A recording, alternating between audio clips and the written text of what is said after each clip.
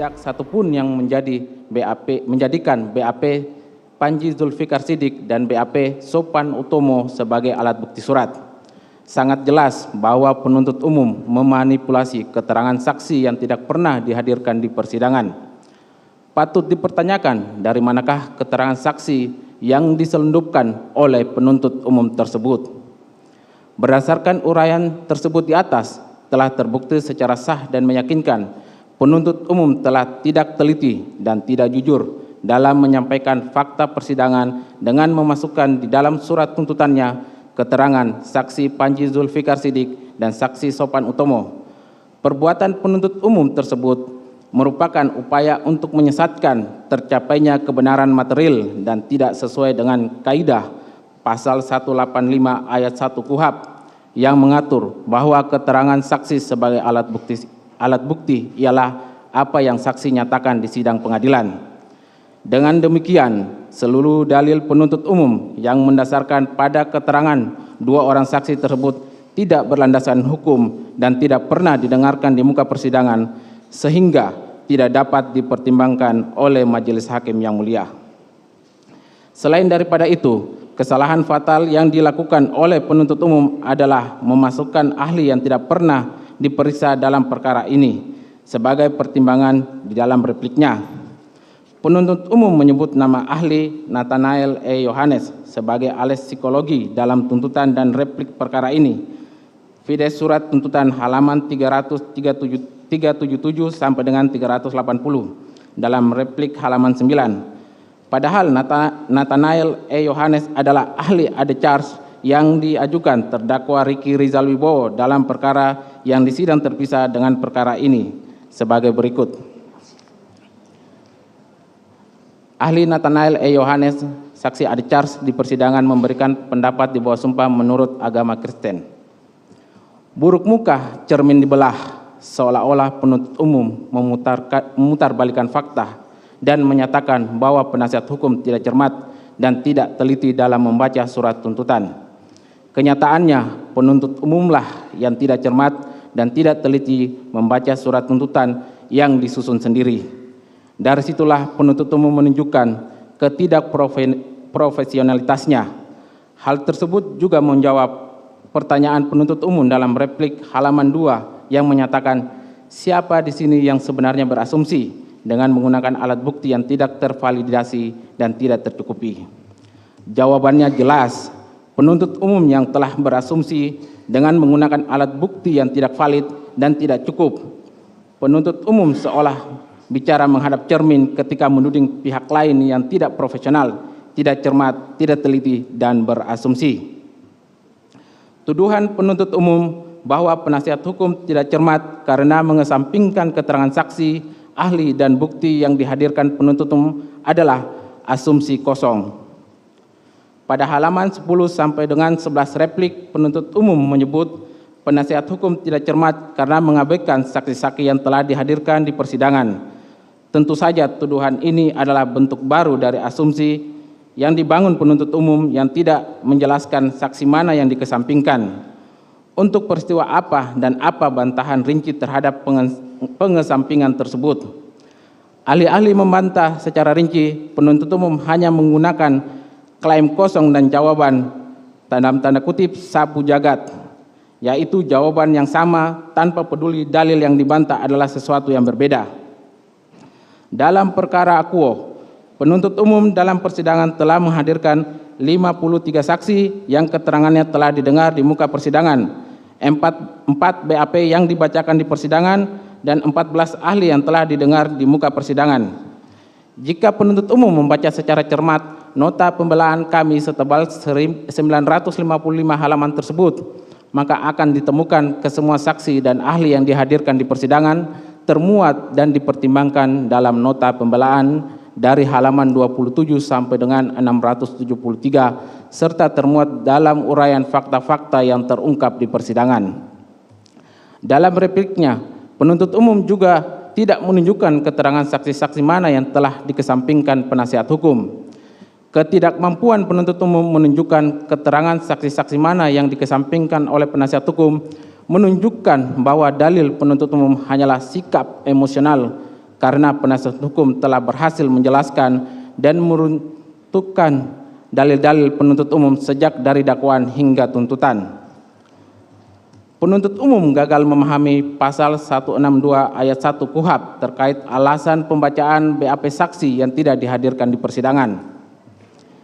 Penasihat hukum sebagaimana nota pembelaan halaman 789 angka 2 telah menyatakan bahwa adapun saksi-saksi yang dalam surat tuntutan penuntut umum dibacakan BAP-nya di muka persidangan tanpa diberikan alasan yang sah atas ketidakhadirannya oleh penuntut umum diantaranya adalah saksi Sartini halaman 261 sampai 263 surat tuntutan, saksi Rojia alias Jia halaman 264 sampai dengan 265 surat tuntutan, saksi Sugeng Putut Wicaksono halaman 265 sampai 267 surat tuntutan, saksi Novianto Rifai halaman 267 sampai dengan 670 surat tuntutan.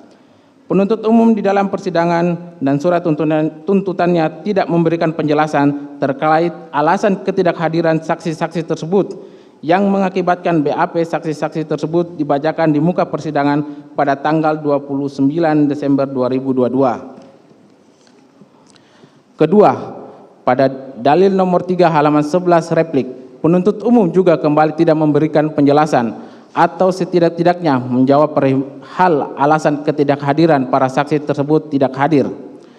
Tampaknya penuntut umum kurang memahami kaidah serta penerapan dari pasal 162 ayat 1 KUHP mengenai syarat dibacakannya BAP saksi di muka persidangan. Pasal 162 ayat 1 KUHP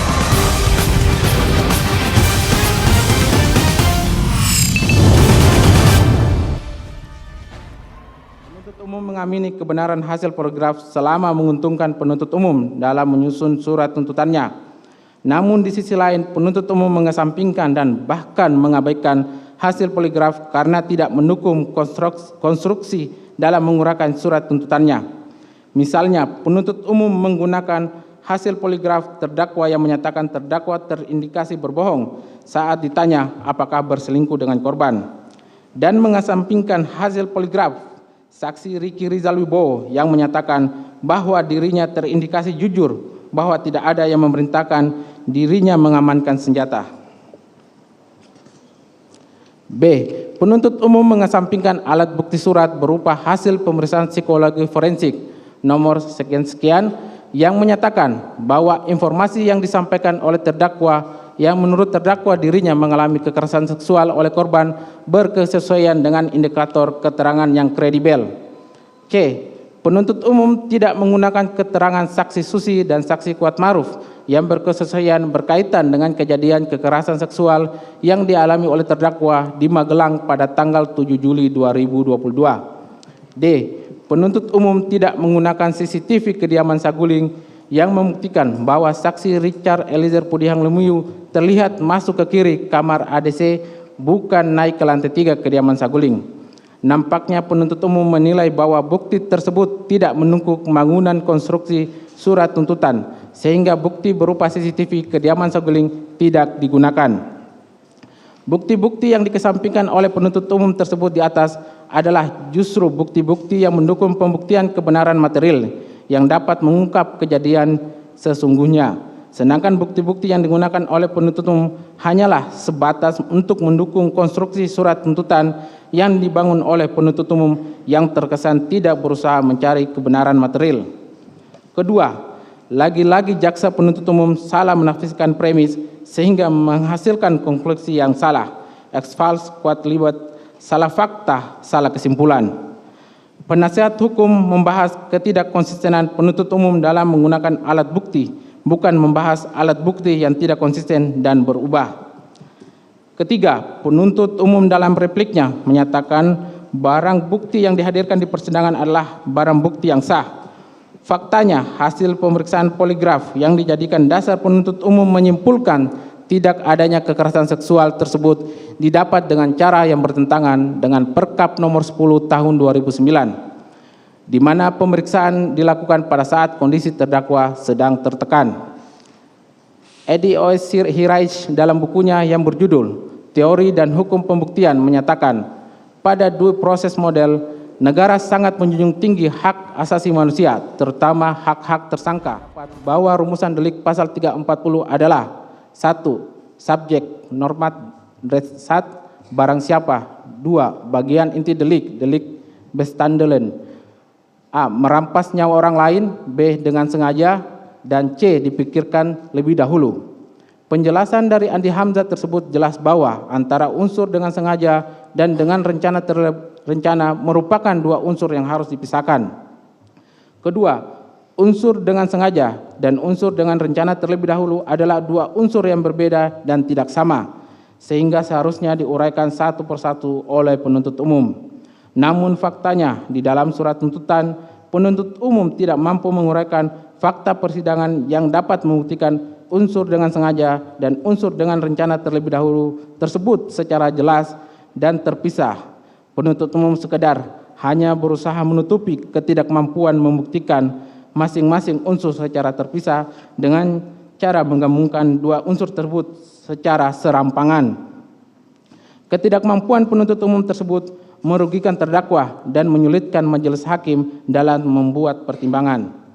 Ketiga, penuntut umum juga mengada-ngada di dalam repliknya dengan menyatakan bahwa unsur-unsur pasal yang sudah dimuat secara limitatif dalam perundang-undangan, padahal baik dalam KUHP maupun peraturan perundang-undangan lainnya tidak menjelaskan secara limitatif penguraian unsur yang terdapat pada pasal 340 KUHP.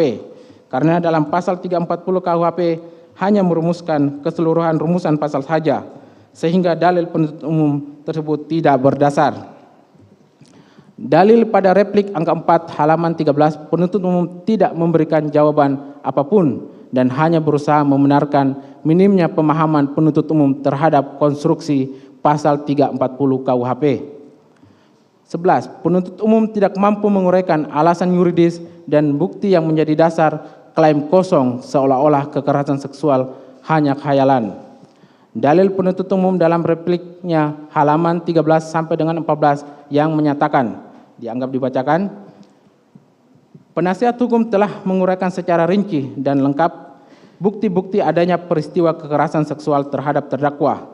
Namun penuntut umum kembali hanya membantah dengan klaim kosong dan permainan kata-kata, seperti saat menggunakan frasa hanya khayalan.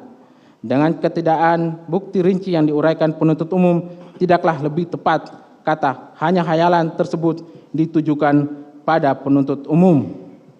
Untuk menghindari pengulangan, maka tim penasihat hukum dengan kerendahan hati memohon majelis hakim agar mencermati uraian nota pembelaan tim penasihat hukum yang lebih lengkap sebagaimana telah dijelaskan dalam analisa fakta halaman 796 sampai dengan 803 dan analisis yuridis halaman 850 sampai dengan 879 dalam nota pembelaan dan duplik ini. Berdasarkan uraian tersebut di atas, jelas bahwa telah ada alat bukti yang cukup dan sah menunjukkan adanya kekerasan seksual terhadap terdakwa, yaitu keterangan saksi, keterangan ahli, alat bukti surat, dan keterangan terdakwa. Lantas, di manakah letak khayalan penasihat hukum berkaitan dengan adanya kekerasan seksual atau pemerkosaan sebagaimana didalilkan oleh penuntut umum? Justru jelas penuntut umum menutup mata dan telinga terkait adanya kekerasan seksual di Magelang terhadap terdakwa yang dilakukan oleh korban. Dilanjutkan yang mulia. Izin melanjutkan yang mulia.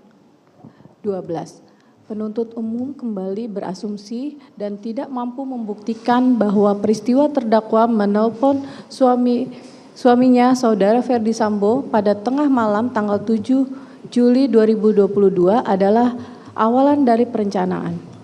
Bahwa penuntut umum dalam repliknya halaman 14 sampai dengan 15 angka 6 hanya menyatakan bahwa dianggap dibacakan, sejatinya penuntut umum tidak mendasarkan pernyataan tersebut pada alat bukti yang telah terungkap di muka persidangan, melainkan hanya mendasarkan pada naluri sempit dan imajinasi penuntut umum yang tidak berdasar.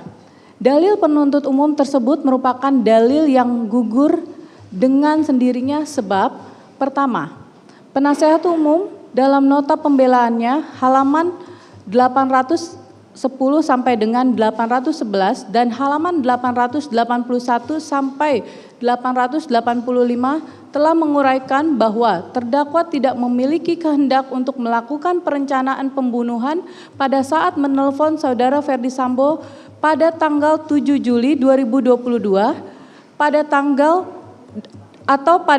8 Juli 2022 dini hari. Faktanya, berdasarkan BAP saudara Ferdi Sambo pada tanggal 9 September